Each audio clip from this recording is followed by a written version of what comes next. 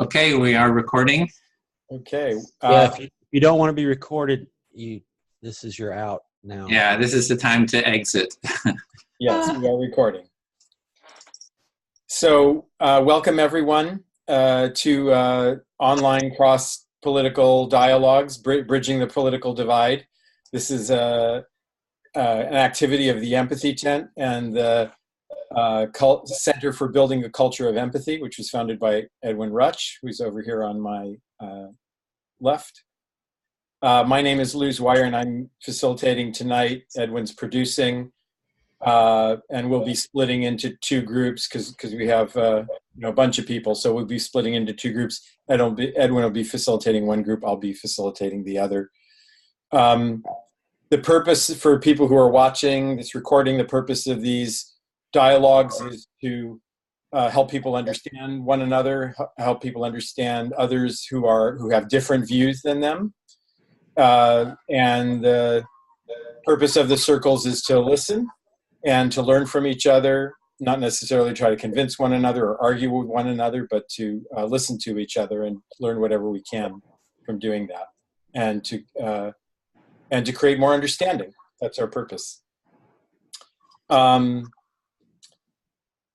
So I think let's go around and just introduce ourselves. And so if you could say your name and where you're from and whatever you want to say about where you are in the political spectrum, so that when we go to split people up, we can get some mixture of people. Again, I'm Luz Wire, and I'm from Northern California and in the US, and I'd say I'm a liberal. I align with progressive policies a lot, but I'm not on the extreme left. But there are also some things that I'm more centrist on, or maybe even a little bit conservative on. So I really range in the spectrum. I consider myself fair-minded, and I'm interested in listening to all points of view and thinking about them reasonably. And I'm Edwin Rutsch from around Berkeley, El Cerrito, and I grew up on the right, moved to the left, and now moved to the empathic. Okay, Nicholas, you want to go next? Sure. My name's Nicholas. I'm from Northern California, the Chico area. I would describe myself as a socialist, and I try to be as responsive and open to other people's opinion as possible. Thank you. David? Yeah, my name is David. I currently live in San Francisco, and for all intents and purposes, I consider myself on the right. So. Okay. Justine? Oh, wait. I'm Justine Thomas. I live in Santa Rosa, California. I've been, I guess I'd call myself a progressive. I've been working on deep dialogues in the Bohemian spectrum for years, trying to learn to listen better. Thank you. Daryl and Lynn? Yeah, hi, we're in Hawaii on the Big Island, and I would describe us. Okay, I'll describe myself, yeah. I would say on the liberal side, the progressive side, certainly, vehemently anti-Trump at this point for all of his actions and his rhetoric. But I am interested in hearing the other point of view, because frankly, I don't understand. I don't understand how anybody could support Trump. But anyway. And I'm Lynn. I live in Daryl in Ohio, and I'm worried for where we're going right now, and I'll be supporting Marianne Williamson. I'm really grateful that she's running, even just to raise consciousness there. But I admire the people over here and there who are centered, who are it's really admirable to be listening. So you're willing to look at all sides. That's like she's some of that. Thanks. Thank you. Susan? You're muted, Susan.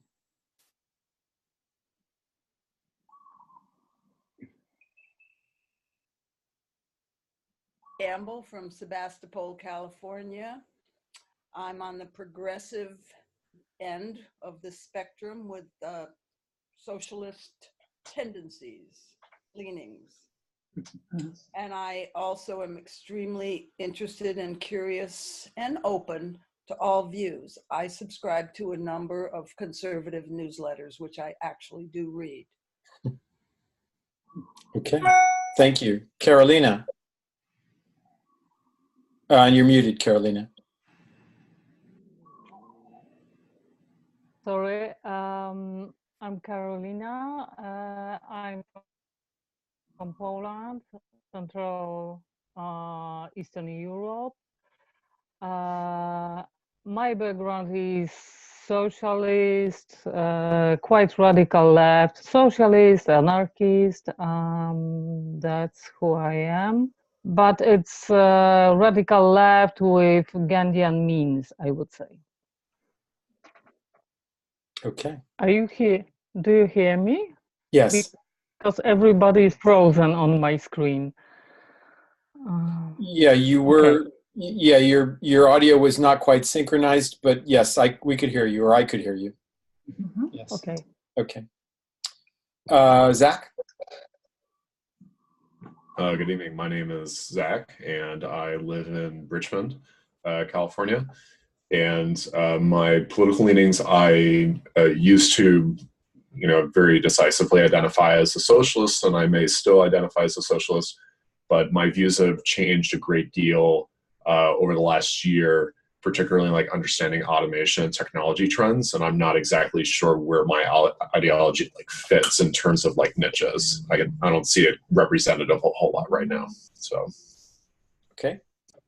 Great. Thank you, everyone.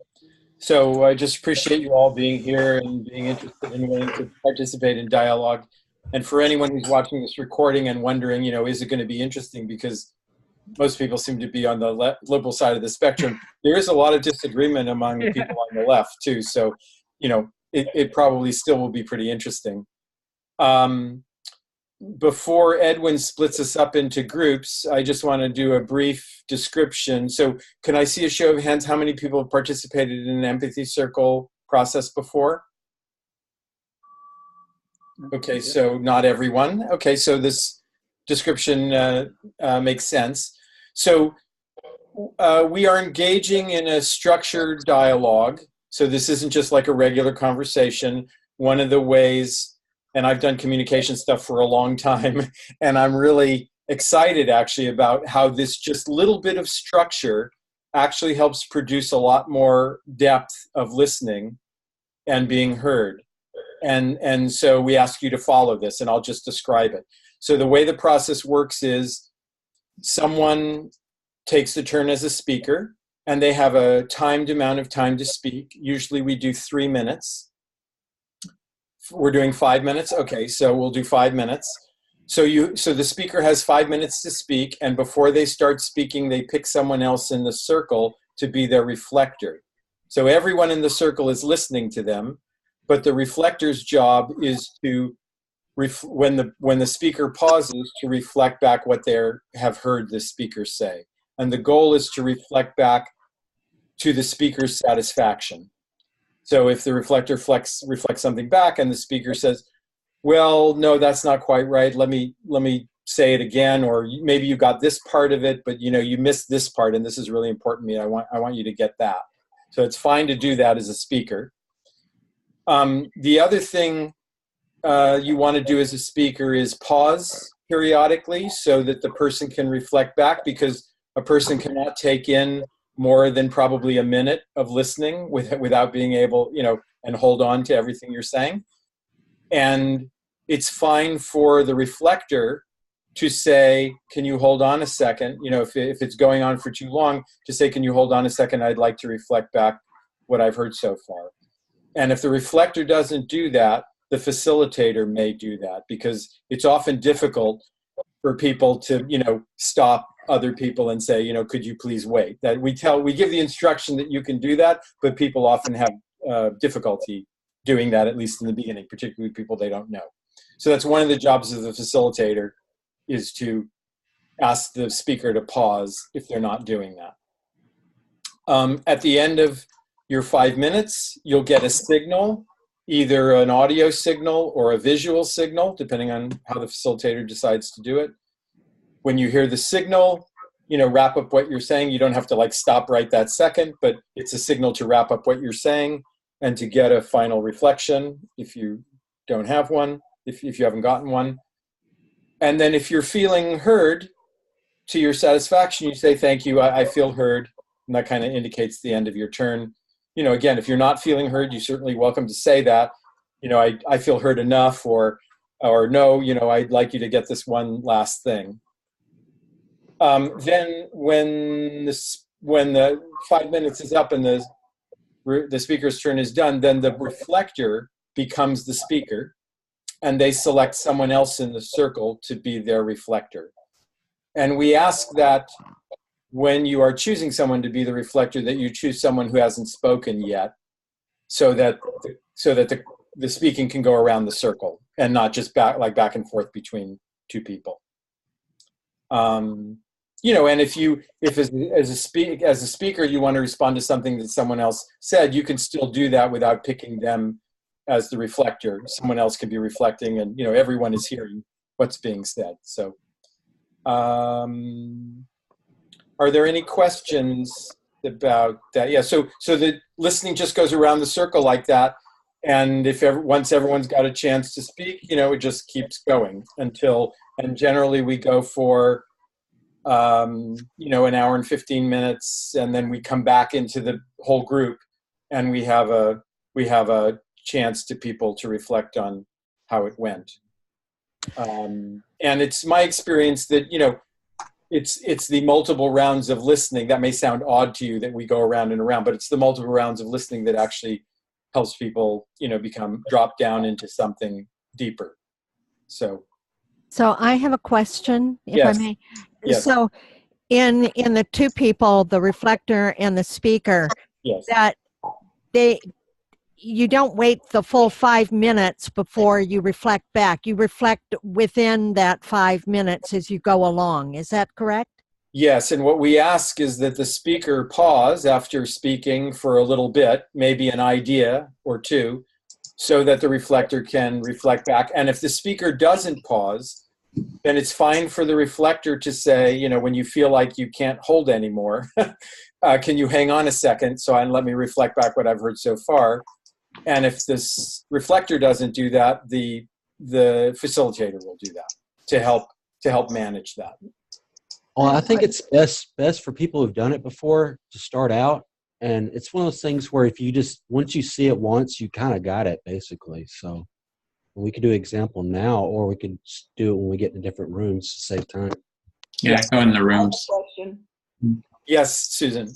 When it's my turn to be speaker, is it okay to speak less than 5 minutes total? Yes. You can speak for as long as you would like, up to 5 minutes, but you don't have to take your 5 minutes. And when you are a speaker, you can say anything you would like. So we do have a topic for the evening, but I'm glad you asked this question, because this is a point that I left out. So in these circles, you can either have no topic and just like whatever's alive for people, and people can talk about whatever's on their mind that's important to them. And I really encourage you all to talk about stuff that's really important to you. The circle will have a lot more meaning for you if you really talk about things that are important to you. But we have no thing about you have to talk about what the topic is. What's important to you in the moment, you can talk about that. That's fine, whether it's on the topic or not. And the topic is? The topic for tonight is current events. And we were thinking about the thing that happened in front of the Lincoln Memorial with the students and the religious elder and the other group too. But, it could be anything in current events. It doesn't have to be that. Is that right, Edwin? Did I get that right? Yeah, that's it. You can always speak about whatever you want to, but that's the main topic. Yeah. The Hebrew Israelites and Black Hebrew Israelites, the Catholic students, and the Native American incident that happened there. Yeah. Any other questions before we split up? Yes. Yeah, I have a quick question. So I'm substitute teaching in the morning, and I just wanted to check in and make sure it wouldn't be too disruptive for me to make a hard stop at 8:15. No, I think that'll be fine. Okay, right on. Just want to check. Thank you. Any other questions?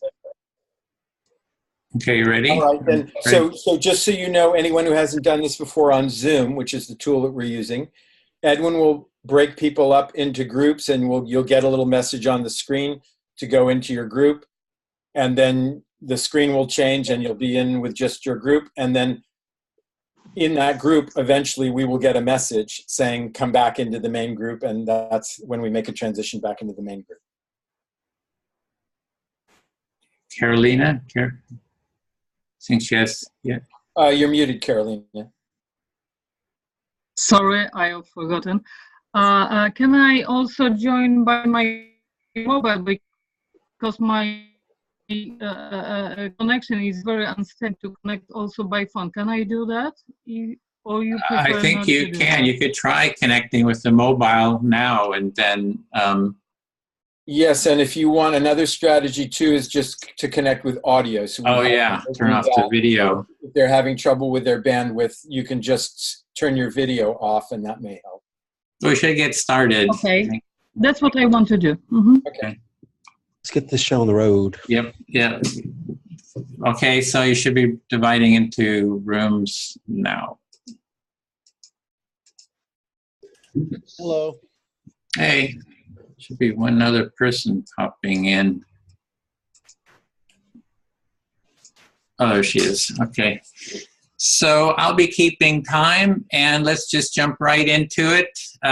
Someone can start with speaking to me just to demonstrate how it works, and we can go. Whoever wants to do the topic, you know the topic or anything that's live for you. So I'll start it out. okay, great.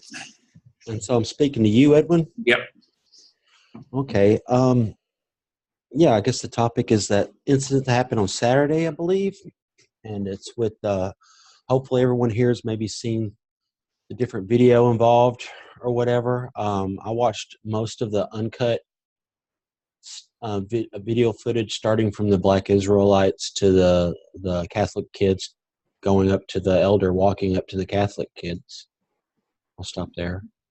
So you've watched the extended version of the video from kind of the raw, uncut sort of version.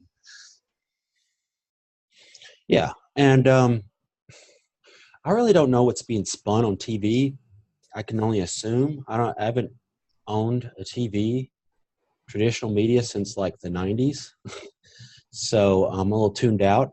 But from what I hear, especially at first, they only showed that one edited clip of the kid standing in front of the elder, and it's just like a bunch of people just assuming they knew what was going on, and they just ran with it immediately.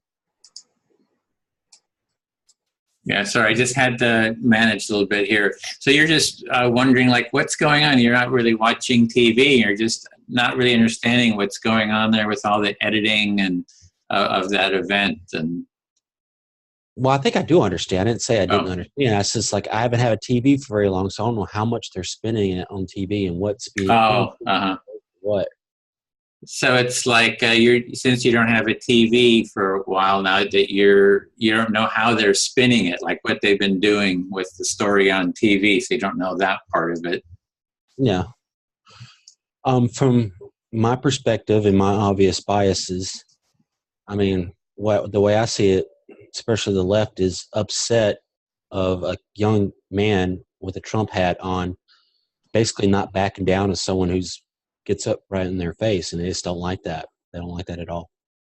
Yeah, so you're interpreting the left as like upset that this, Native American got into the face of this young guy and he didn't back down, and so they seem to be upset about it. Yes, because it's pretty much been a propaganda. The propaganda has been basically demonizing that symbol. I mean, and with Antifa and stuff, making people fearful to come out and promote some of these ideas. So it's just to see someone actually not be bothered and not back down. It's very frightening for people who want their opposition to be afraid.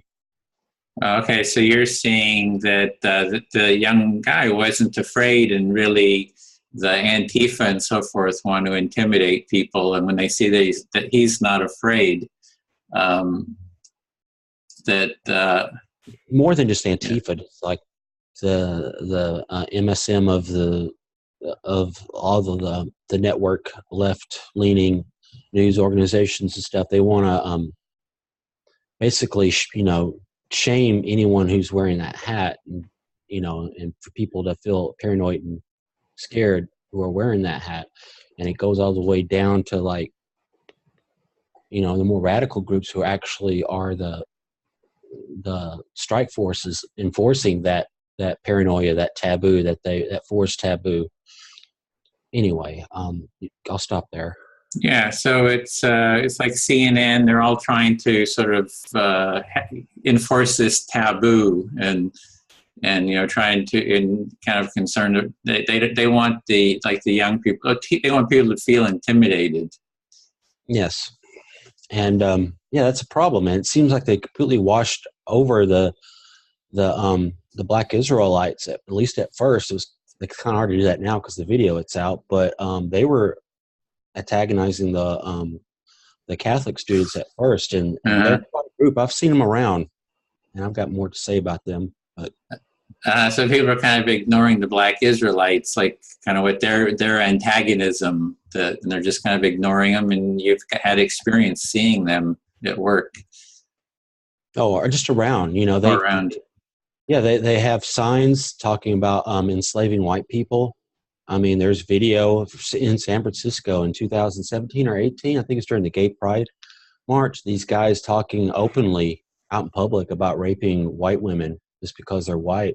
And pedestrians around here are so aloof. They just think, oh, that's cute, I guess, But yeah, that's absurd. These people are very serious about what they believe in. It's apparently the mainstream media don't feel like they're worth reporting on.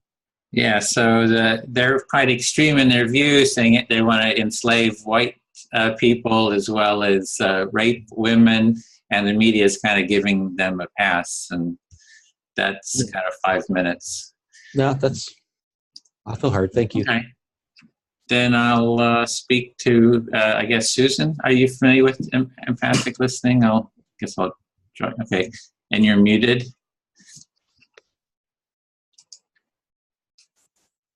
So I had a little bit of distraction because I was doing some technical stuff for the other group. Somebody left the group from Poland, then came back into it. So I had a little bit of technical distraction. So I apologize for that, David. So, Edwin, you wanted to apologize to David for the fact that you were somewhat distracted during what he was saying when you were listening with him. Yeah, thanks. So yeah, the whole thing, that memorial is just like sort of crazy. It's just the way it's all got spun out of all kinds of different interpretations, and it's just such a mess that it's like everybody's in on that story and spinning it in their direction. It's pretty unbelievable. So you're saying that this whole situation is pretty crazy. Different people are spinning it their own way, and it's pretty unbelievable. and so I actually there was the Native American group that Phillips is part of.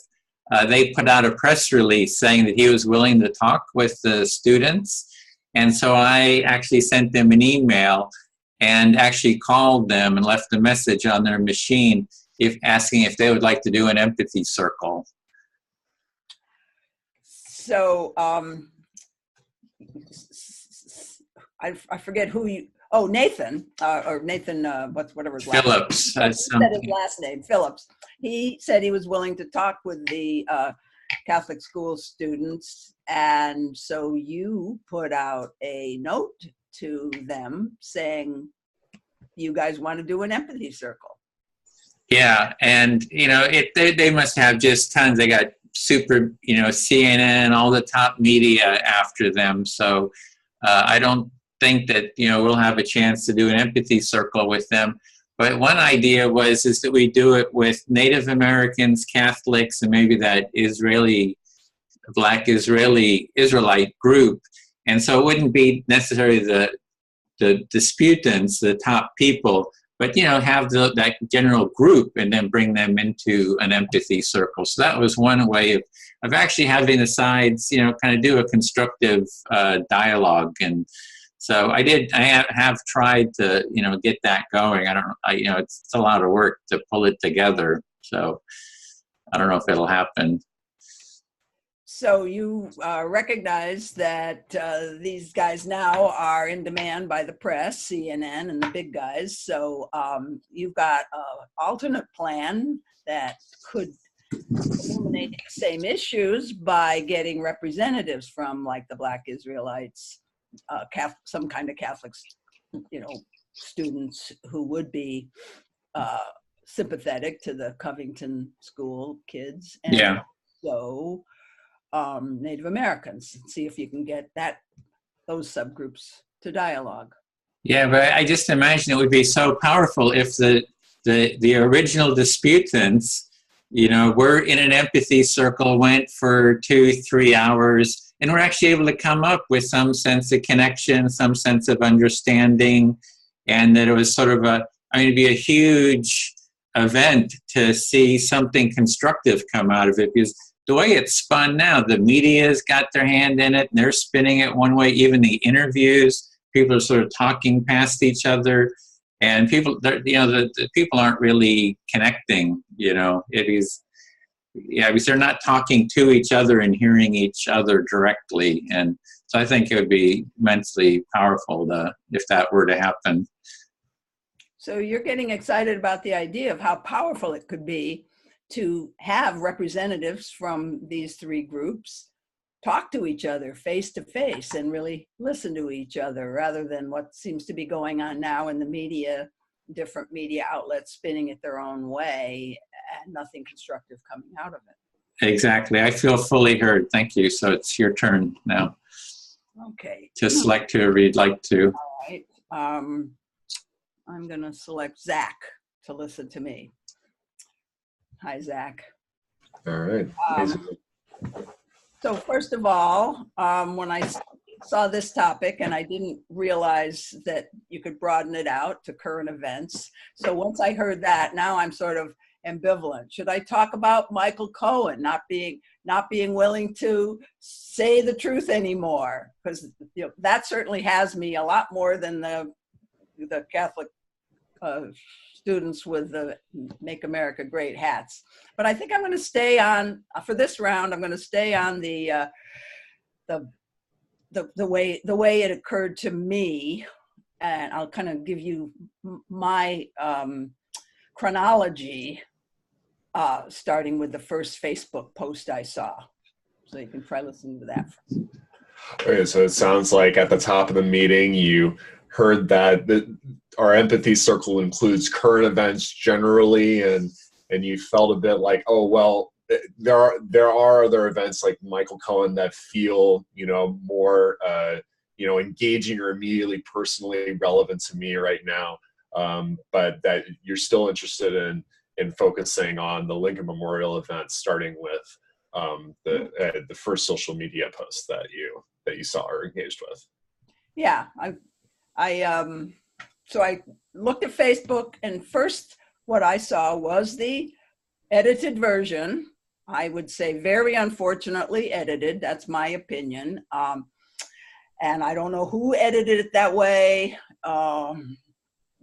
but it looked like there was clearly some kind of tension there, but both, what I saw was the 3 or 4 young men with the Make America Great Again hats, and I saw Nathan Phillips drumming.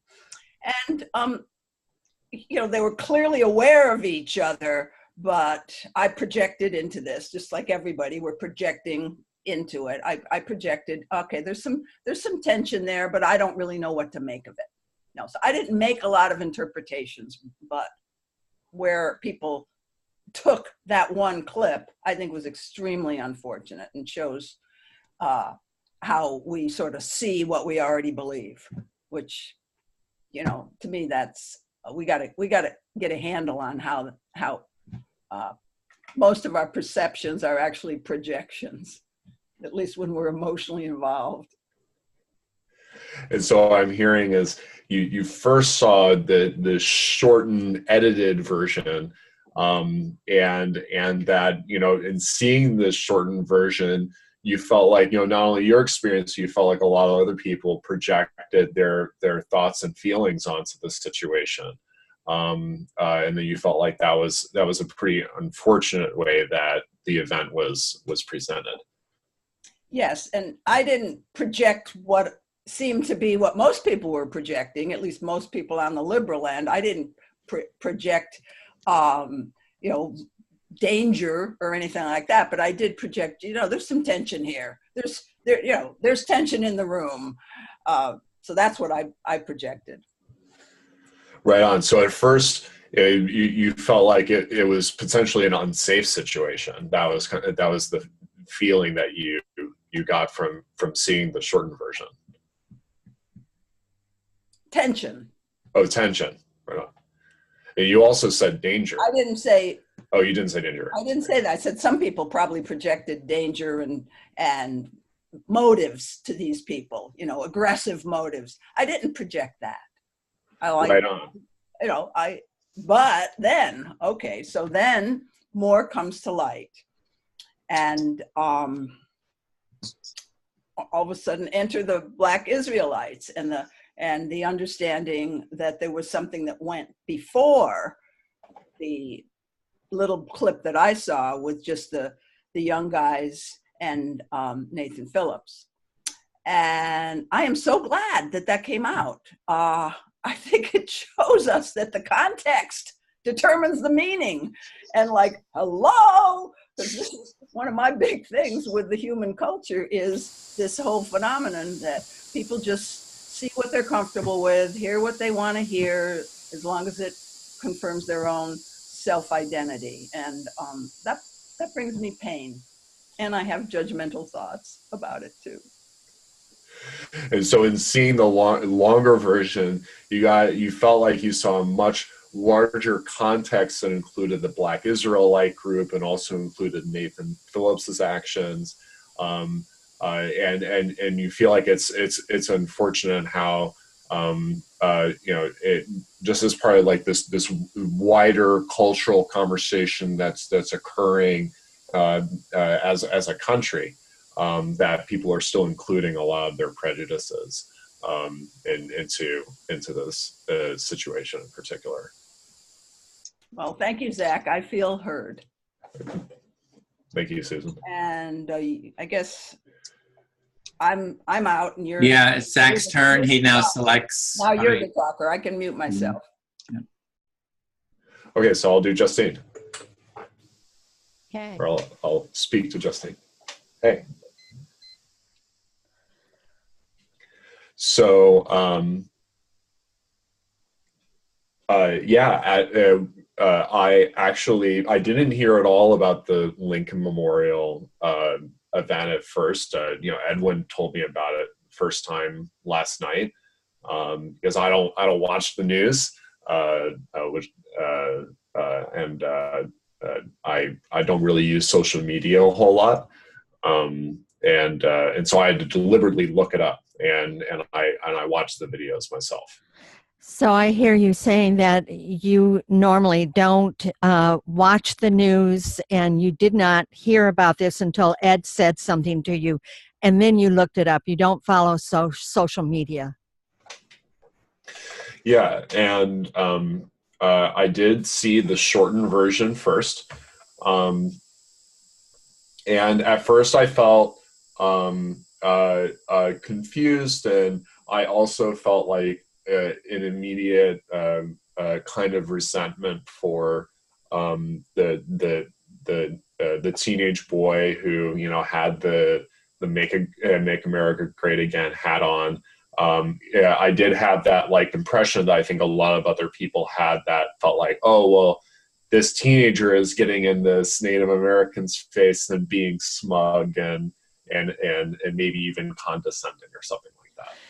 So when you saw the shortened version, you felt confused at first, and then you could feel resentment in seeing that shortened version, that towards the teenage boy who was seemingly in the face of the Native elder veteran. And so that was your first feeling that came up when you saw the shortened version.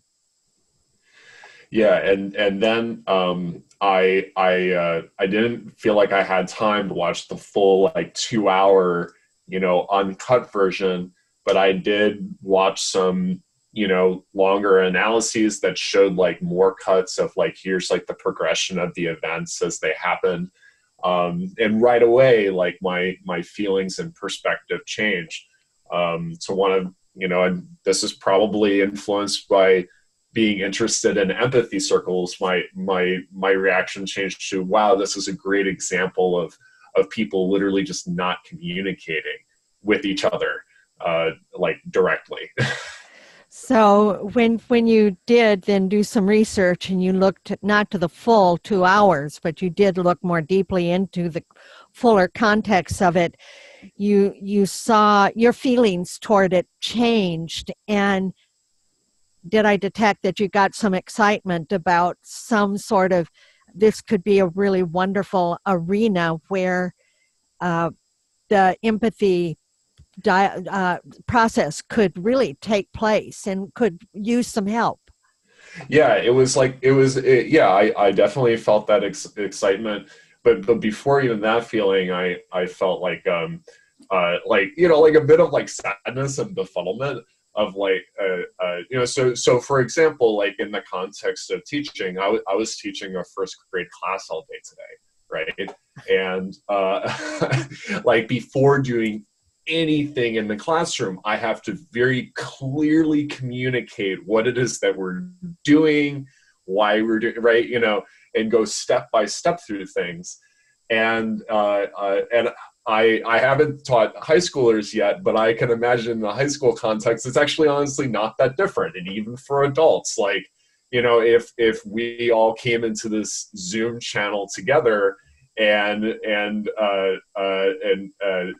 Ed like just started like beating on a drum and just started singing to us, and kind of with the expectation that one of us will reflect back and like do the empathy circle process, that wouldn't make sense, right? And so it just like, it almost in any situation where people will like try to do something together as an activity, that like progression of like behavior and steps wouldn't really make sense, but for some reason, because this is a protest environment, that made sense to them.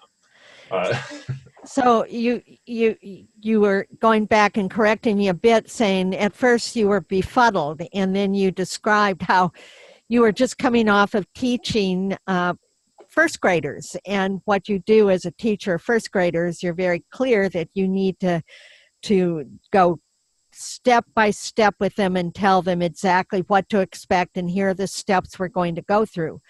And you expect that might be, you haven't taught high school students, but that would be the same operation you would use with high schoolers. And then again, adults it could benefit from that too. And that that this, all of this, going this step by step, clearly, here's what we're going to do together, which wasn't, of course, in the present in this confrontation or in this protest that was happening. There weren't those clear directions, so things were just happening, but it could have used doing something together like an empathy process. Yeah, absolutely. And maybe one other thing I could say, and this is me speaking like as someone who's done a lot of community organizing. Like, I understand that Phillips is like a really experienced community organizer and has worked on campaigns for decades. And is that like 5? That was a 5. Sorry, I didn't.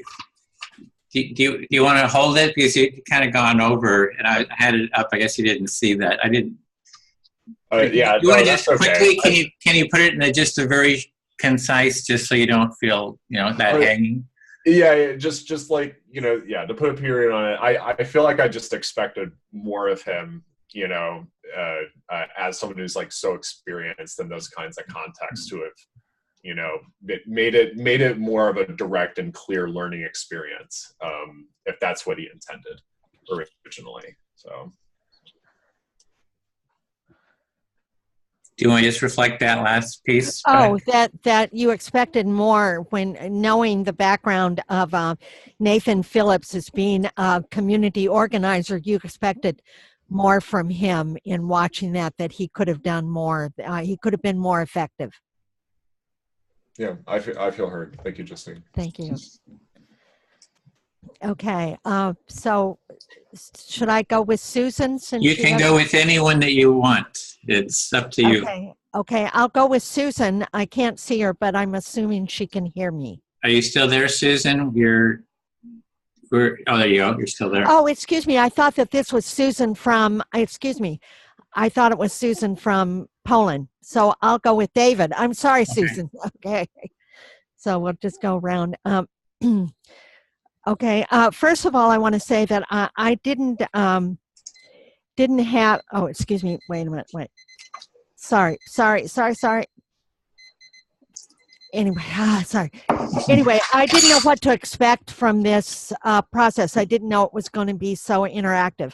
I'm delighted that it is, though. So I wasn't really, I was kind of, whoa, okay, jump right in here. All right.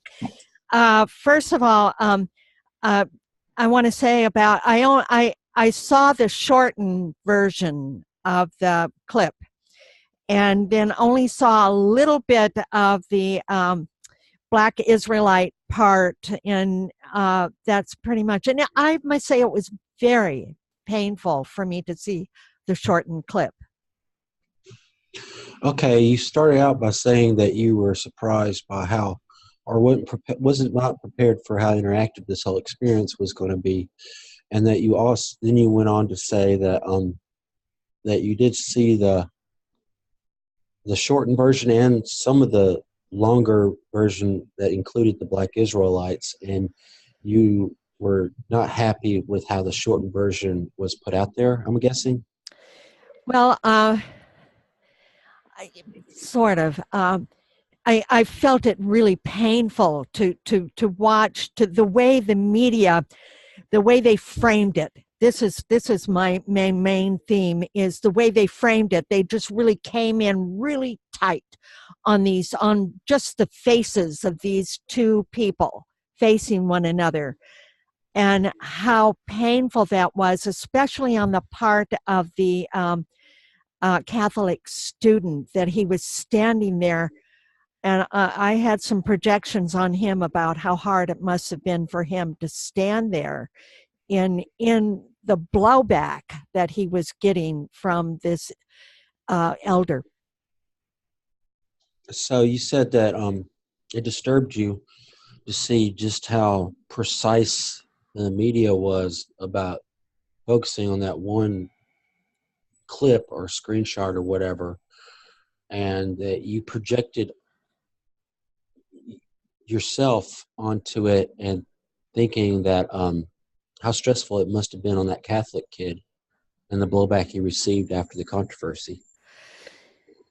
Sort of. All right, let's see, to be really clear. I was also, all right, it was the framing of it. And this is like an objection I have of TV news. TV is a small screen. And oftentimes if I've been to, let's say, a protest or a march, and then you see it played back on TV, and you get these little snippets here and there, and you don't get this pullback of getting the whole picture. It's the same as rock concerts. The same thing happens at rock concerts. You get like little pieces. MTV has done this, and it drives me nuts.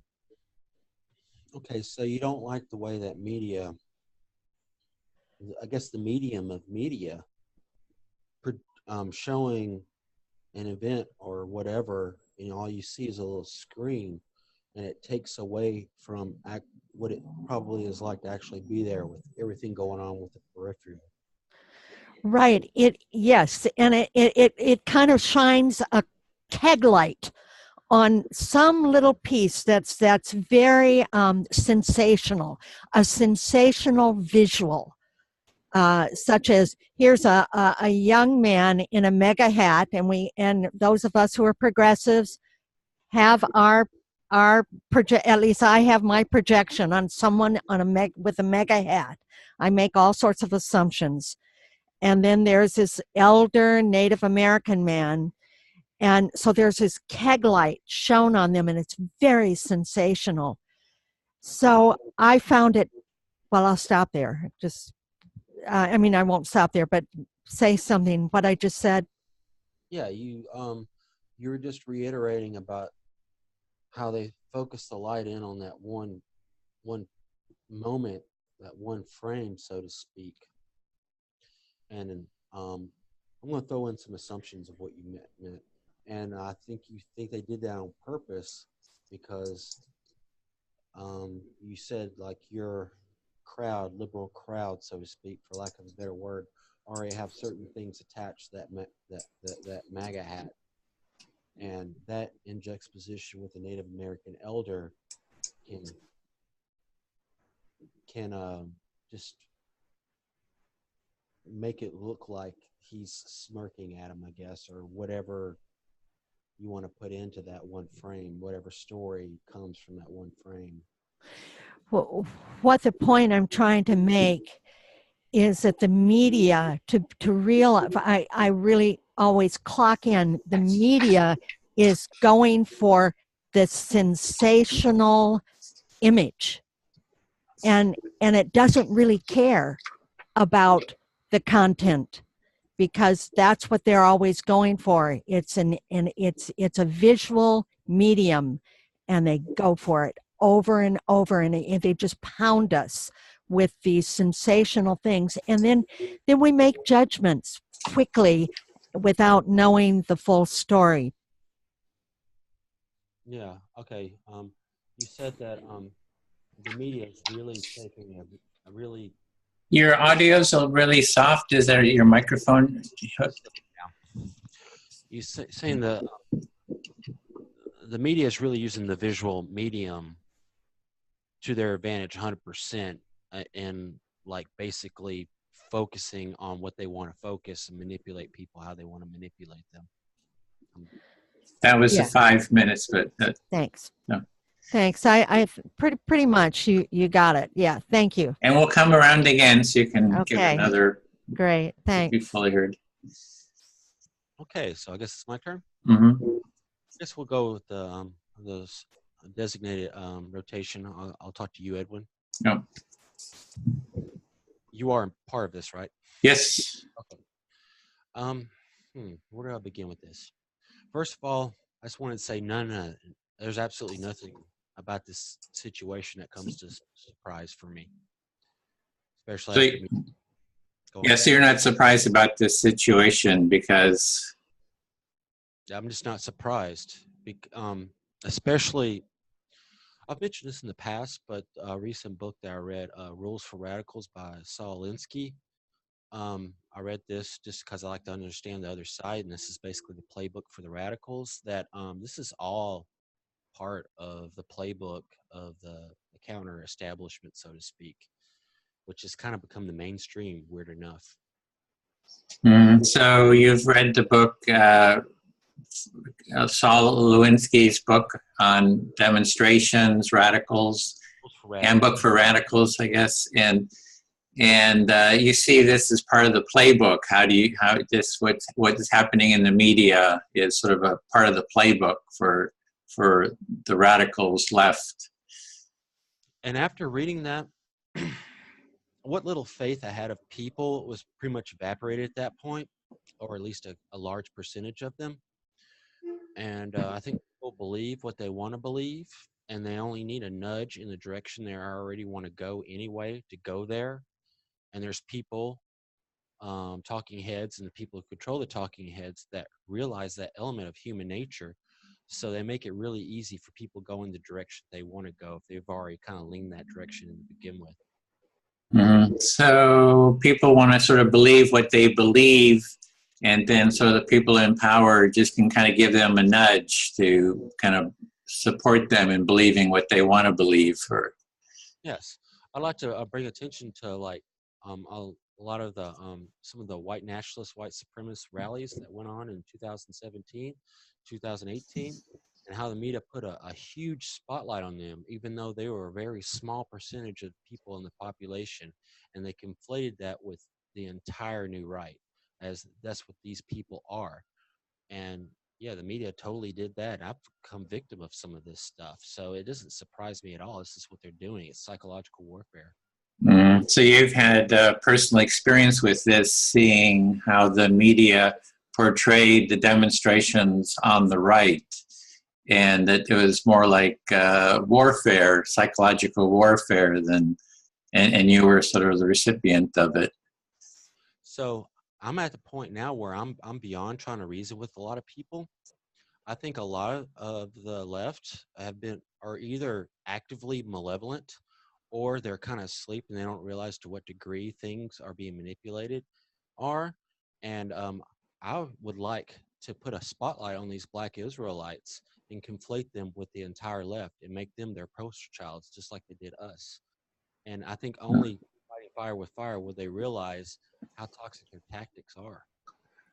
So you're seeing that the left that conflated the demonstrators with the far, no, with the right demonstrators with the very far right, the sort of fascist, not the fascist, yeah, the fascist, KKK or whatever. So you would like to do, so they kind of conflated you or the demonstrators on the right with them, and you would like to do the same thing to the left so that they could feel what it's like to have that done to them. And the way you would do it is to conflate the left with those Black Israelites, saying that they're the left. I think they would be the perfect poster child. You know, put them on blast. You know, throw them on every television out there, just like they did Charlottesville. Mm-hmm. So yeah, they would be a good poster child to just paint the whole left as being Black Israelites. Yes.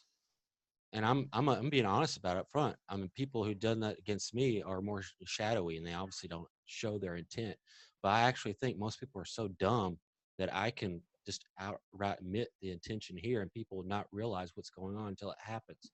I'm sorry to sound so negative. I just don't have a very high opinion on people and their ability to be manipulated fairly easily. Mm-hmm. So you have a low opinion of people, that they're just easily manipulated and just want, you know, their beliefs sort of reconfirmed. And yeah, the same group, not the same individuals, but the same like name Black Israelites with the same costumes and stuff. Videos of them on the streets of San Francisco openly talking about raping people. And then like the local white liberals just kind of laugh them off like there's like some mad dog trying to hump their leg or something, and don't take them seriously. Yet they take the fringe right extremely seriously. Everyone else, and it's actually a big problem. So I think that's a very disturbing double standard that that needs to be addressed. You know, I think people are being held to different standards. yes. Right. So you see people are being held to different standards. The left is sort of demonizing the right, but yet they give the Black Israelites, who are really quite extreme in rape and slavery and saying those sort of things, sort of give them a pass, or just kind of laugh it off. And that was 5 minutes. Yeah, hard. Thank you. Okay, great. Then I'll speak to Zach. And you're muted. Okay. So yeah. I mean, I understand what David is talking about, because until you're kind of in the middle of this mix, you don't see the craziness of it all. You know, in terms of Nancy Pelosi, you know, calling these demonstrators Nazis who came to San Francisco, and they weren't even there was some blacks and Hispanics and Japanese, you know, so it was a mix. So it was kind of like the right came to demonstrate after Charlottesville, and you know, the very far right was, maybe there was a couple of people, but it wasn't predominantly that. And Nancy Pelosi was out there, you know, using the power, you know, political voice that she has, as well as the mayor, to paint them as, you know, the ultra right, you know, the far right. So I think I understand what David's. I mean, I saw that. So yeah. So reflecting back, it sounds like that when you were actually out there in the field and seeing what was going on with these demonstrations, you felt like you saw what was actually like a fairly balanced group that represented American conservatism, or yeah, conservative movement more generally. And you found it, you know, maybe strange or inappropriate to see Nancy Pelosi then like directly conflate them with Nazism or really violent and extreme far right identities. Yeah, and so for me, I had thought that the left was more for dialogue and empathy and so forth. And then I'm seeing this kind of extremism. Instead of Nancy Pelosi saying, let's have an empathy circle, you know, well, let's go talk to those people. Let us go talk with David. Let's sit down and listen to each other. You know, we're grounded, we're strong, we're, you know, empathy is, you know, being empathic is a strong, calm, you know, way of being. We can do this. Let's go talk to them. You know, so that would have been my solution. In fact, yeah, if you just reflect that. Yeah. So you know, your expectation in the past was to hope that people on the left would be much more for empathy and dialogue, and you would expect from leaders like Nancy Pelosi to advocate for, like, let's have dialogue, let's have culture of empathy, let's actually do like the hard work of practicing democracy and democratic values. Yeah, that did a lot to shift your understanding of the political landscape. Yeah, it's just seeing the political landscape from a new empathic lens, seeing, yeah, the people that I thought were kind of standing up for empathy are not necessarily, even if they say they're for kind of an empathic approach, they're not sort of living it and doing it. You know, they're not saying, let's just have an empathy circle. We want to listen to you. We care about, and we want to bring the other side together. And, you know, so yeah, I was kind of, I've just seen a different landscape because of all this. There's less empathy than I thought in the system.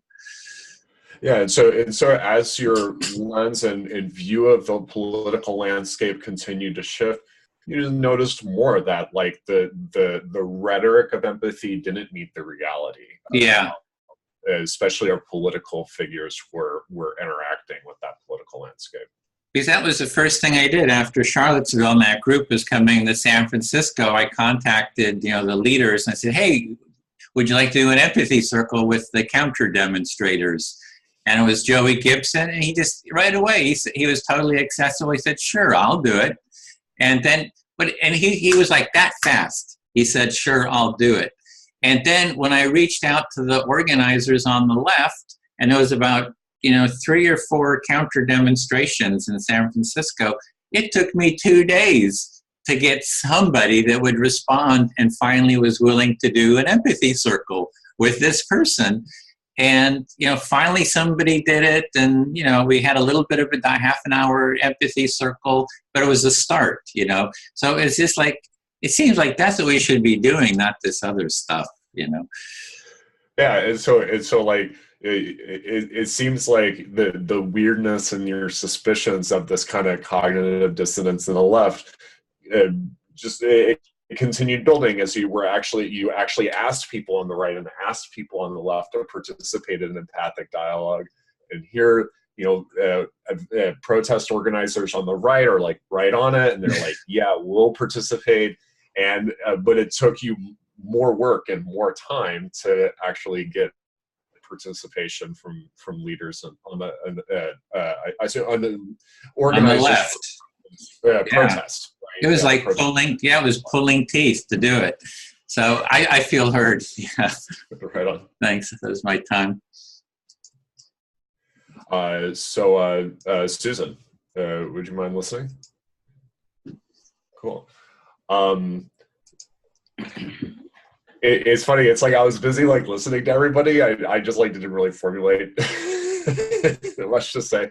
I could actually say something I was thinking about as David was talking about like Saul Alinsky. So like as an organizer, I didn't read all of Alinsky's book, but I did read some of it. I also studied political science in college, so it was like material that was relevant to me in my studies. You can go and reflect back that. Okay, so you noted when David was talking about Rules for Radicals, Saul Alinsky, that you're also a community organizer, and you haven't read all of what he's got to say, but you were interested in Alinsky's ideas. At least in understanding them, and I just wanted to express that in my work as a community organizer. I worked for like left-leaning corporate money-free progressive campaigns. I honestly never really thought a whole lot about Saul Alinsky while doing my work there.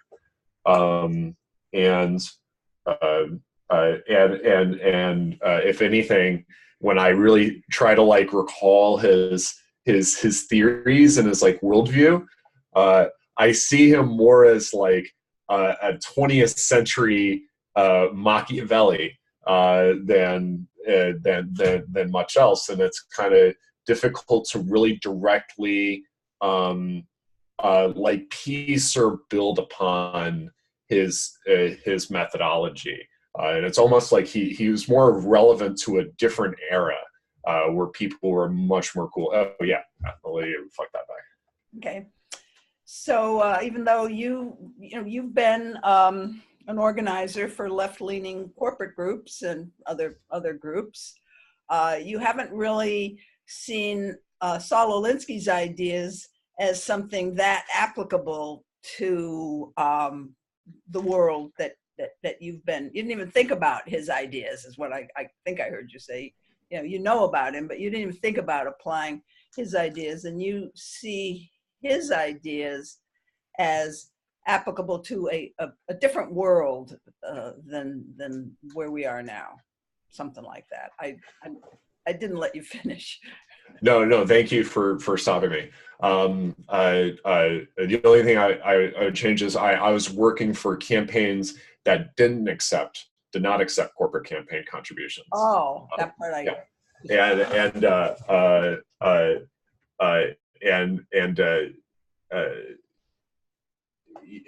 it's like when I think of Saul Alinsky, I think of an era of like much more like cutthroat, cynical politics, which is, you could think that like, well, right now we're in an era of very cynical politics and really cutthroat politics and stuff like that.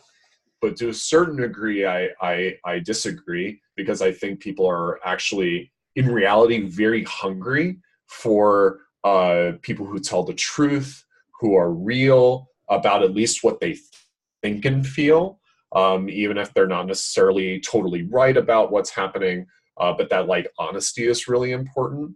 And I'm not necessarily saying that like Saul Alinsky was like pro dishonesty, but I think he was formulating a lot of his methodologies in an era where there wasn't necessarily as much cultural hunger for that, and there was a lot more racism and prejudice of many different kinds, and people were significantly more reactionary and like siloed into different groups than even today. So you're seeing Saul Alinsky's work as based on a philosophy, and I remember now you used the word Machiavellian before, but then this time you said more cutthroat, an era where subgroups were more in silos, and they weren't as interested today as they are today. You know, talking about people in general now. Today, people are more interested in honesty and being real, and not so strategic and hidden motives. You didn't say hidden motives, but when you use the word Machiavellian, that's where I got that from. Not letting your opponent know your motives. Sure, yeah, that's fair, and that leads into the last thing I would say before saying I'm fully heard. That even though I think there's been a big shift in terms of what people expect and want out of their political system, like the establishment of political professionals, of which I used to be a part, are very much Machiavellian in their thinking, and make a lot of assumptions along those lines of trying to be cutthroat and trying to be pretty secretive and holding your cards to your chest and stuff like that, because they don't trust voters. They don't trust the public with actual empathic dialogue, with actual honesty and vulnerability. I have to confess that I must have missed the first part because I don't know who your they is. Oh, so that was the 5 minutes. So just really wrap it up. I was trying to listen, but I missed who the they is, so I got distracted. I'm sorry. So one group I was talking about was I think like the current modern American public and the trends with them, and the other is like current like political strategists. And I include like the left and right and what I was saying, that I think they are still like very cards against the chest and untrusting, and have like those kind of cutthroat and Machiavellian attitudes. Okay, so basically most of the current political strategists are pretty holding their cards close to the vest and aren't advocates of open communication and that sort of thing, which you would favor. You said it better than me. All right, well, what should I talk about? I'm not really that into the Covington thing anymore. I guess I'll start with... First, the select you're going to speak to. Oh, yeah. Justine, you listen to me. All right. All right, I'll take off on reading recently that Michael Cohen has responded to hearing Trump say something about, well, your wife and your father-in-law, they're not pure, but I don't know what he exactly said. So this is a frustration. But I have witnessed Trump in action over many years. I started following him when he came out with The Art of the Deal.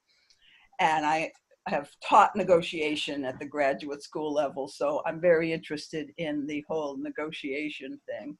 So I heard that Michael Cohen was now gonna, probably not tell all. And I felt really disappointed. So you said that you haven't actually heard directly what Trump said, but you hear that Michael Cohen is backing off of talking because he's heard something from Trump about his father-in-law. And you said that you've actually been following Trump for quite a while, and you've taught negotiation strategies at graduate level. So, but you understand that Michael Cohen is not going to tell all, so to speak, because of something that's happening. Yeah, and I felt disappointed when I read that. Okay, so as a negotiator, some of the techniques that I think Trump uses is like shaming people. Like I'll watch him do with reporters. You know, you're a lousy reporter anyway. You know, sit down. And a lot of this sit down and shut up with that tone of voice. And, you know, I saw him do that on The Apprentice.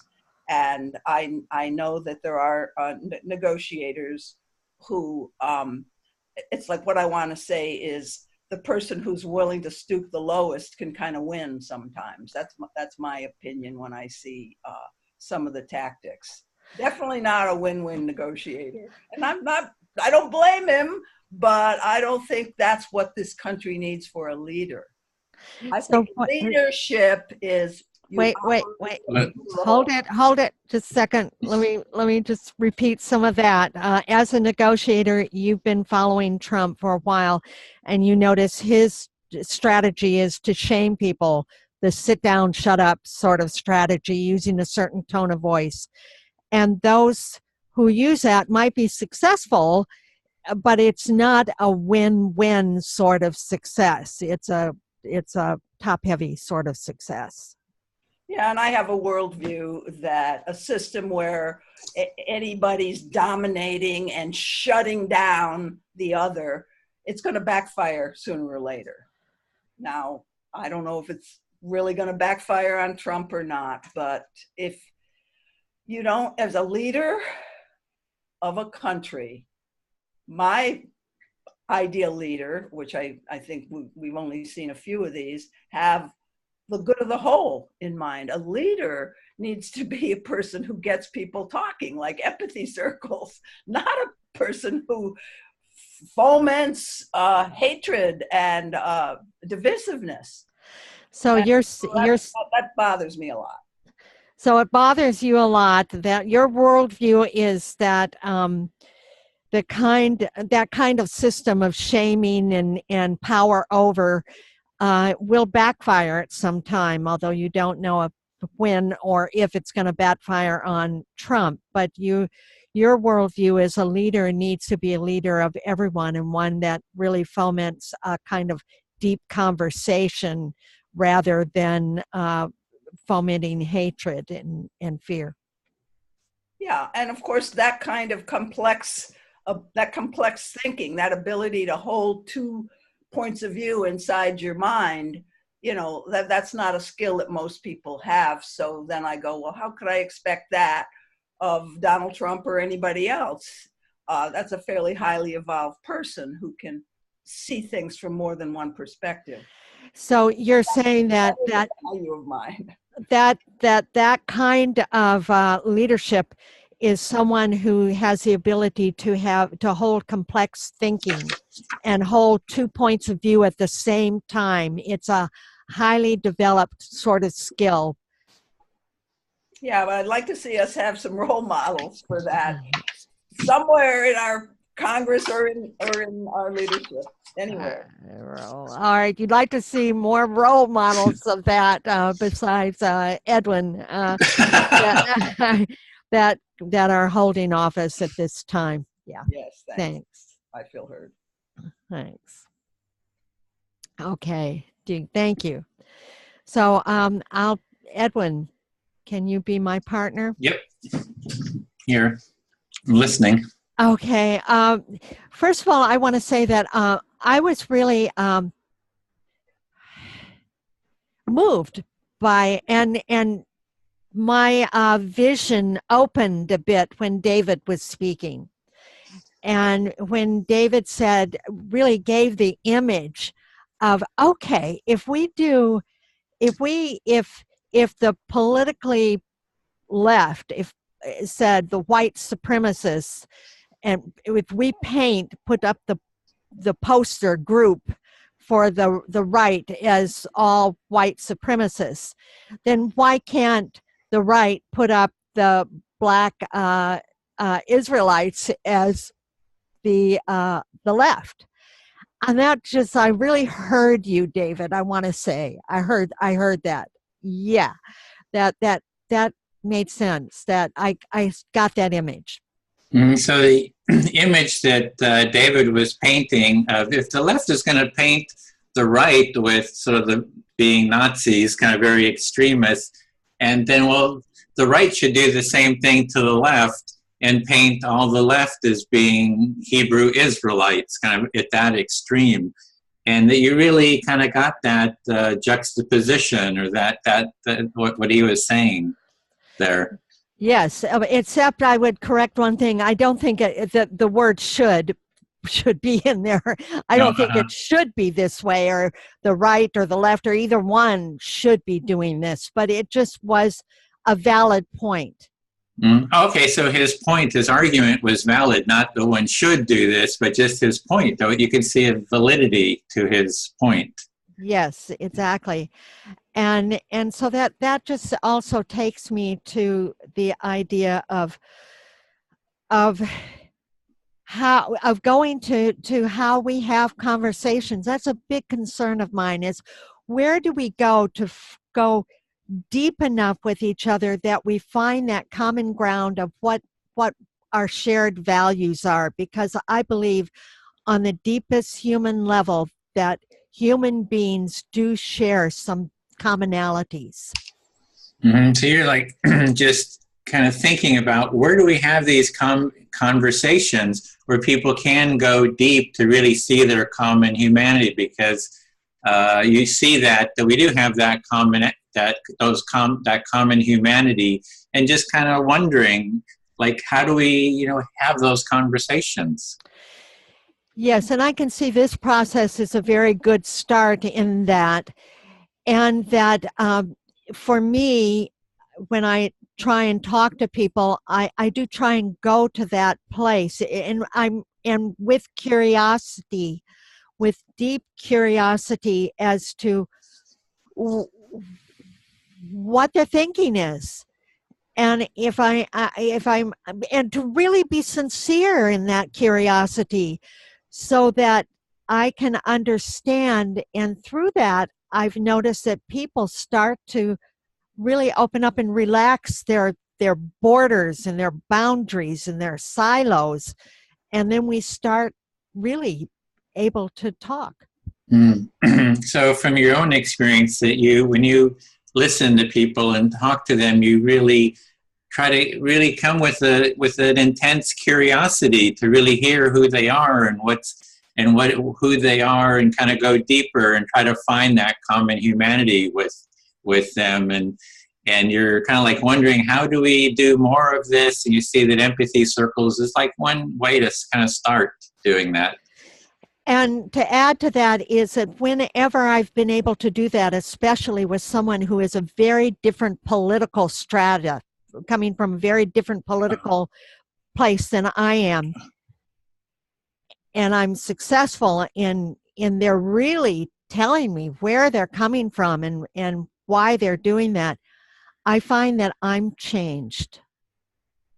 So you'd also mentioned about the walls, that when we really hear that deep who the person is, and when you've done that with people who are very different from you, those walls have come down, you've seen their humanity, and you're also noticing that you personally are very changed. Something in you has changed.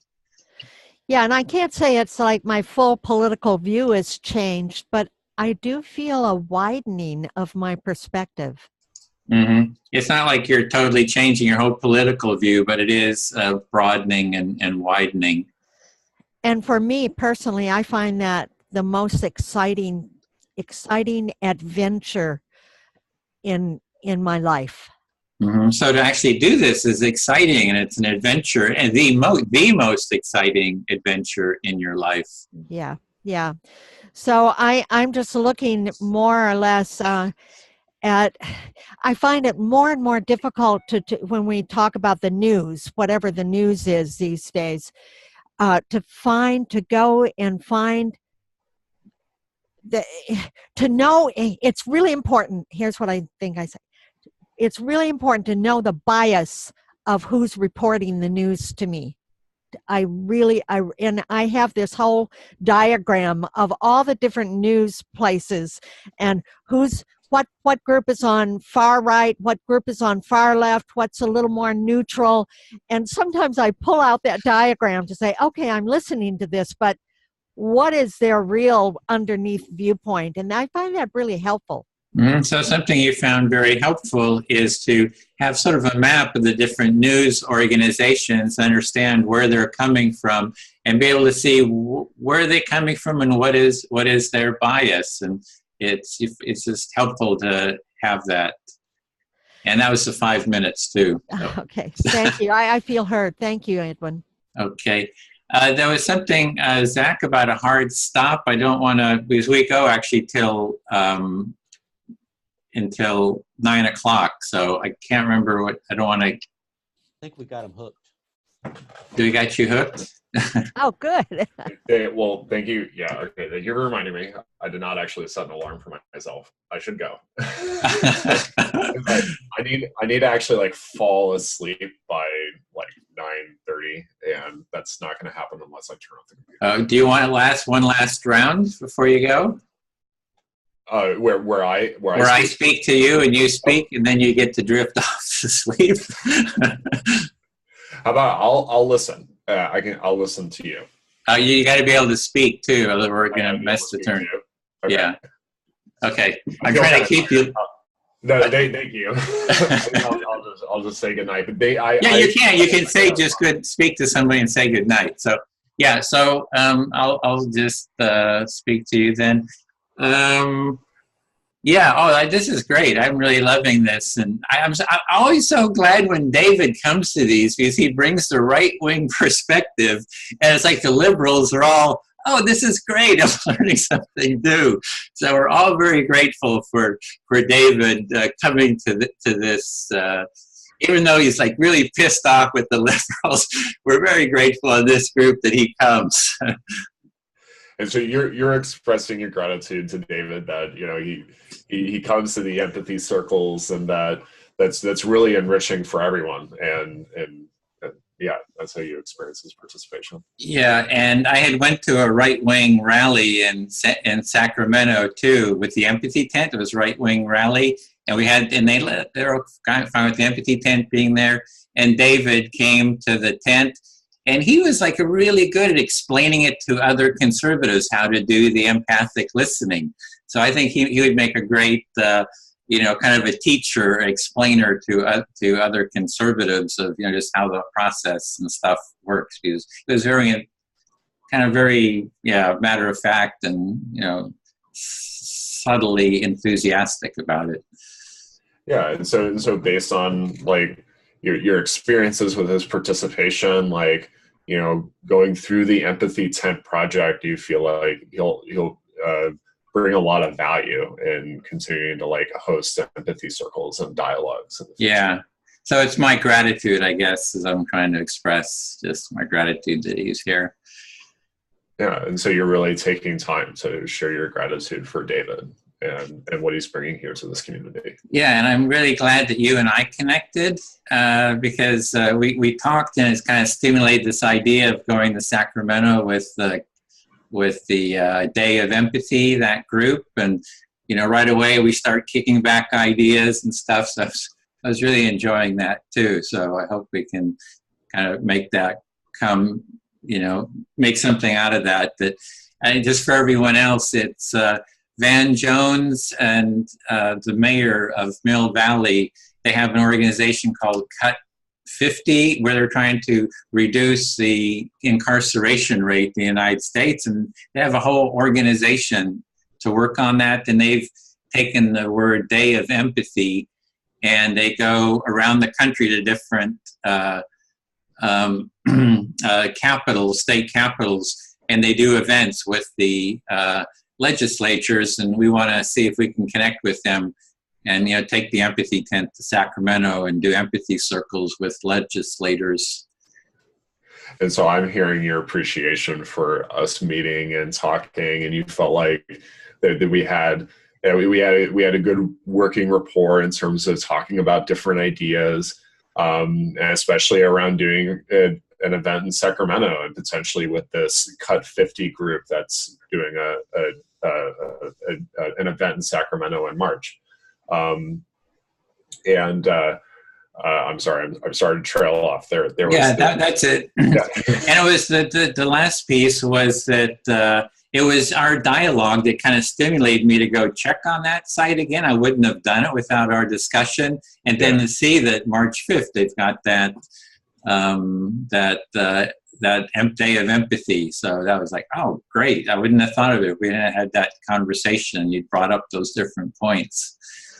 Which is more than 6 weeks away. Just about. I didn't say that, but but based on our conversation, you went and followed up, on what was going on with that group and saw that they're having their event on March 5th, and that's an opportunity. Yeah, I feel fully heard. Yeah, so you can just select someone, say a little something, and then as much as you want, and be done.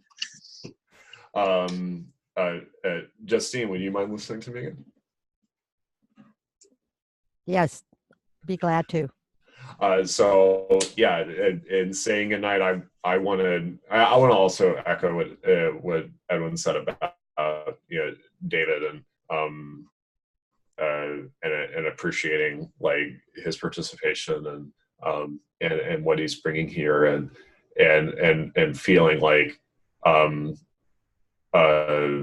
and not just David, but also everyone else here bringing like this like calm earnestness that not only makes me feel personally comfortable, but makes me feel like we're having a real conversation and not like a performance where we're worried about whether we're winning or losing or something like that. So what you have done is that you appreciating David and everyone and what people are bringing, which is you describe it as a calm earnestness, which you feel very comfortable, and that it's reflecting a true, real conversation rather than people standing on the pulpits. Yeah, and I want to say that this is my first empathy circle, and based on this experience, I feel very interested in continuing on this little path and embodying this process like directly, like and feeling like this process feels natural and something that I could even like do like in my daily life. In more and more comfortable ways. So you're saying that you feel it's your first time to do one of these circles, and you feel very interested in bringing it more fully into your life because it feels very real and it feels natural. You use the word natural, and you feel like you could bring it more fully into your life. Yeah, I wanted to feel like a natural thing, and already in many ways it already feels that way, and I think and that's that in my interpretation that says not so much necessarily about me personally, but about the process itself and how it seems for many people who participate in this, there is a certain kind of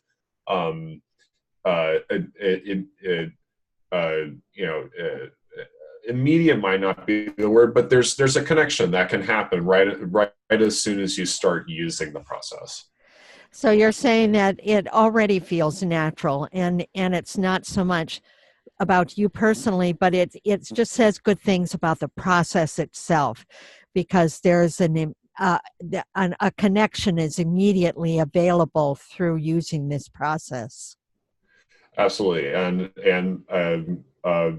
maybe like a closing thought that my ambition long term is to contribute to next generation community organizing software, and I believe it must use a culture of empathy, not even just like honing on one specific strategy, but like what is like the overall cultural environment of which this project is a part, and how that can be supported in the tools that we use going forward. So you're saying that you are working on, and when you continue to work on the next generation software, that it brings in this culture of empathy, that's in an overall culture of or environment of empathy, cultural empathy, and that's what you're going to focus on as you develop this software. Yeah, the only thing I would add is community organizing software in particular. Oh, right. Specifically, community organizing software that you're working on. Interesting. Thank you. I feel heard. Yeah. Great. Thank you Okay. very much, Zeke. Okay. Thank you, Edwin, for letting me do another. Mm-hmm. It was great to have that last round. So thanks. Yeah. All right. Good night, everyone. Okay. Good night.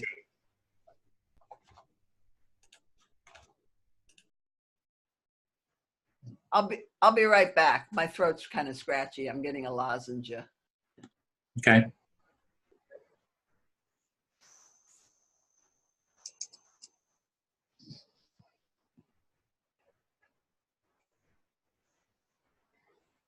So it's your turn again, Justine, if you want to wait for Susan or start speaking to one of us. Right. You're muted. Okay. All right. Yeah, Susan, can you be my reflector? Maybe she can't hear me, though. Yeah, she hears you. She was just having her lozenge. Okay, great. Yeah. So, okay, I'm not sure where I want to go with this. I'm excited by this process. I remember being part of, or at least hearing about a group of people that got together for 5 years that had a dialogue, and they were on polar opposites of the political spectrum. And there were women, and they shared after that dialogue. They were private, and they didn't want anybody to know that they were even meeting. And then at the end, they decided that they wanted to actually make their dialogues public, and they wrote a booklet about it. And what they found was, when we asked them, "How did you change each other's viewpoint?" And they said, "No, we didn't." But what they actually ended up doing was going to each other's celebrations, going to each other's rituals, going to becoming friends, and they really deepened their community, and they were able to learn how to live side by side without having to share the absolute same identity and voice. So you said you're quite excited about this process we're doing, and it reminds you of this group of women who for 5 years met together, and they were a diverse group, and they met together in dialogue, and their dialogue deepened over the time, and they went to each other's celebrations and that sort of thing. But when they were asked, well, did you change each other's minds about anything? The general answer was, well, no, but we learned to live together side by side. And that's something you value. Yeah, I was really struck by that. And it also reminded me, though, when one of the things that they talked about, which I thought was interesting, was that I learned something about authoritarianism, and when it's much easier to work to move a group that is that holds to authority, that give me the information top down. I've been there. I know that one. Give me it's so easy. You say, oh yeah, let's just do it that way. Just tell me what to do and I'll do it. And it's so much harder when you have to take when you have to have a big tent and listen to everybody. It just takes a lot more work, and there's no shortcutting it. So one of the things that is coming up for you is the idea of authoritarianism. and how it's much easier for followers or anybody in an authoritarian system where there's like a central authority for them to, you didn't say this exactly, but come to some kind of action together. Whereas when there's a more democratic process or a consensus process, something like that, that's implied, I think, in what you're saying. If it's less authoritarian and allows for more diverse viewpoints, that takes a lot of work to work out a common solution and take common action.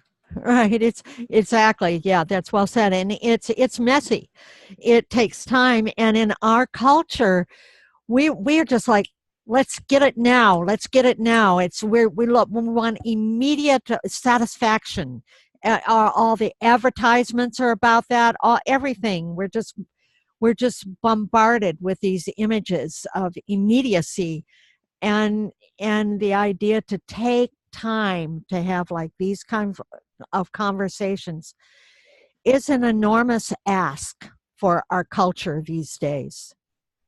So you're referring to how our culture these days is very instant gratification, immediate, get her done, and there's not a lot of support for the kind of work where you slow it down and listen to all sides. That is needed, but we don't see enough of that.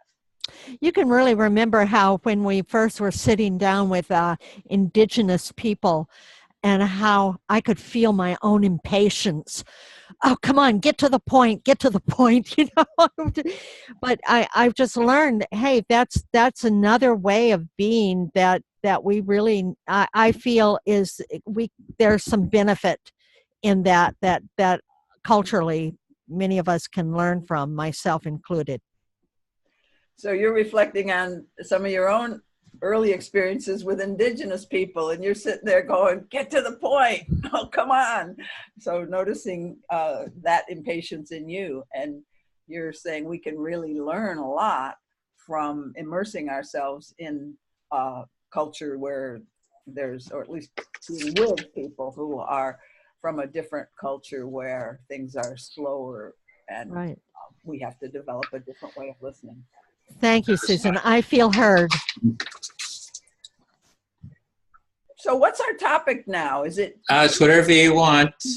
We have about 6-7 minutes. So if you want to maybe speak to David, who hasn't spoken, so whatever's alive for you.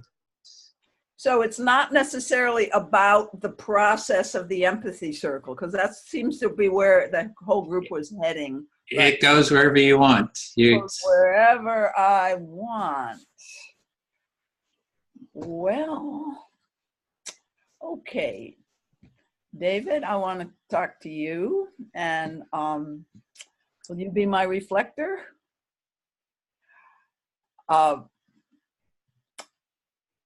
One of the things you said early in your shares had to do with sort of a pessimistic view of humanity or something like that. And I could kind of relate personally to that, and I'll tell you how in a minute.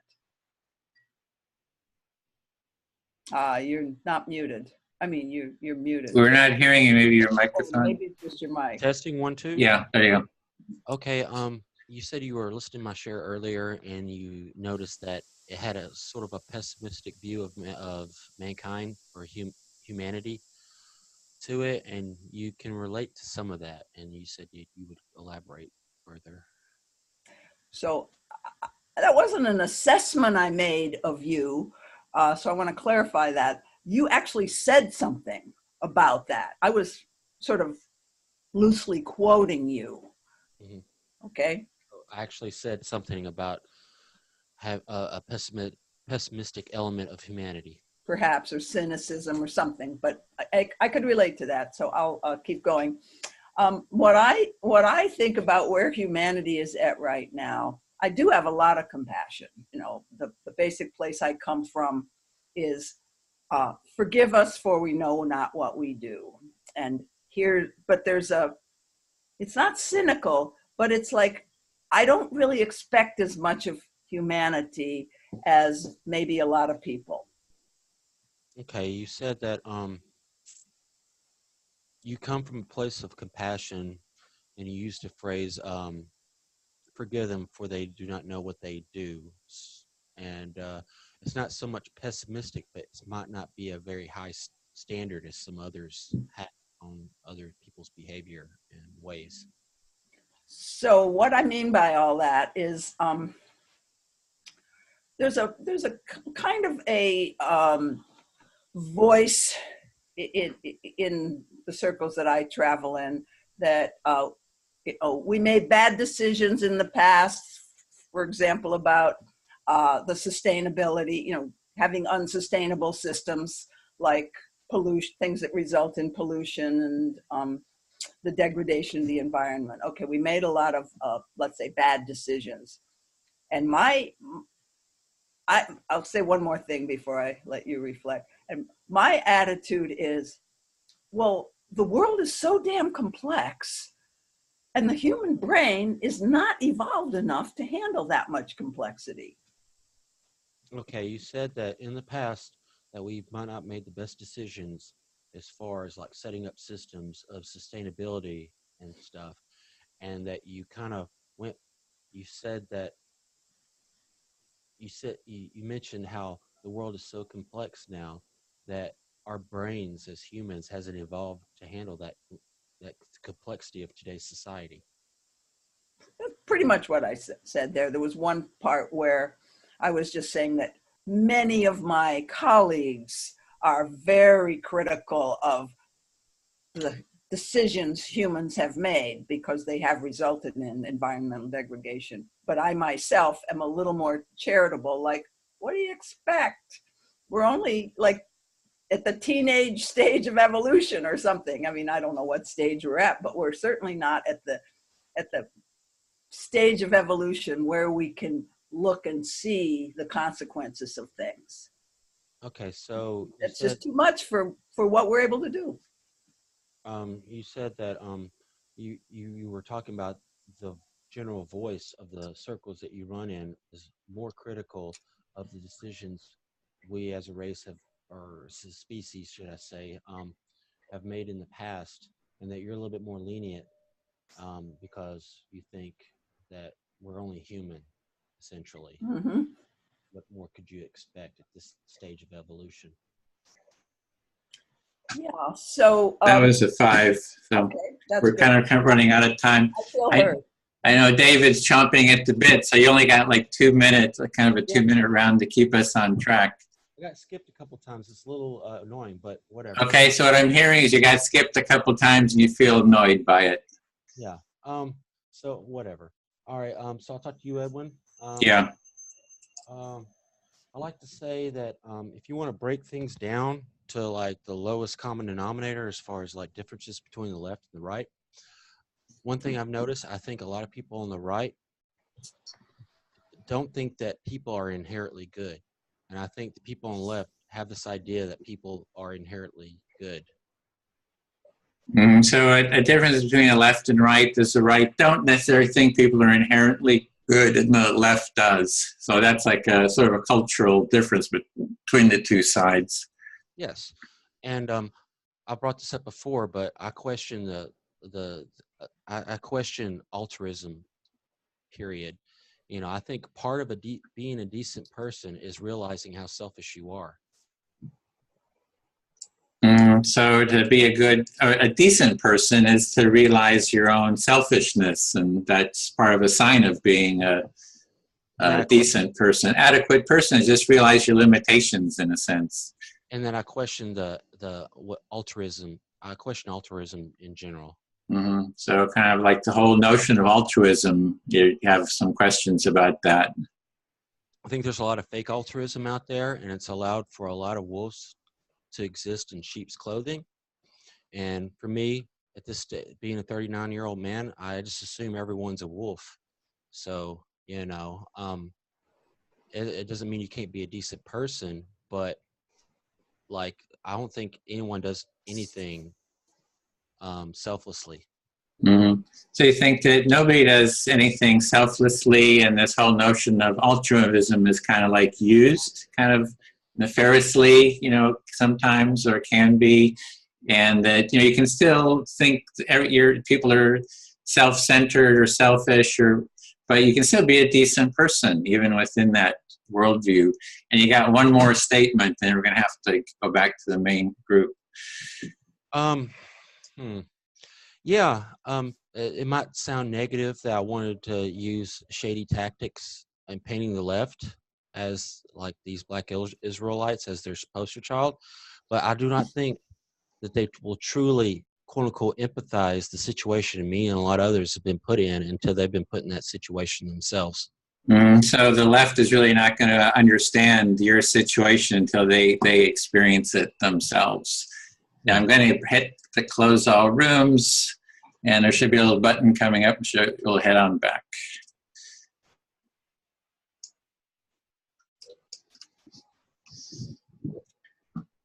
Yeah, so we're at enough time to our debrief.